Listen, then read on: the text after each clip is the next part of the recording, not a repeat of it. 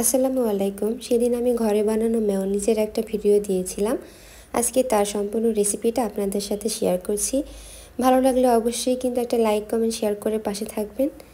এই তো আমি ব্লেন্ডারের জারে প্রথমে 2টা সেদ্ধ ডিম দিলাম, এরপরে কয়েক কোয়া রসুন দিলাম। এখন দিচ্ছি স্বাদ মতো চিনি, লবণ, একটু গুঁড়া মরিচ, গোলমরিচের গুঁড়া, দিচ্ছি গুঁড়া দুধ, এরপরে দিলাম টমেটো সস। টমেটো সসটা না দিলেও হয়, তবে আমার কাছে দিলে স্বাদটা ভালো লাগে আর কালারটাও সুন্দর আসে। এখন দিচ্ছি রান্নার সয়াবিন তেল আর দিচ্ছি একটু ভিনিগার। ভিনিগারটা দিলে এটা বেশ কয়েকদিন ভালো থাকে, কমপক্ষে 3-4 দিন ভালো থাকে। এই তো হয়ে গেছে।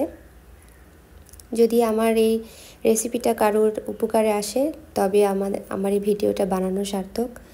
আর সবাইকে ধন্যবাদ এতক্ষণ আমার রেসিপিটা দেখার জন্য। বাসায় সবাই ট্রাই করবেন। আমার মনে হয় বাসার খাবার সবথেকে বেশি হেলদি। ধন্যবাদ সবাইকে আবারও।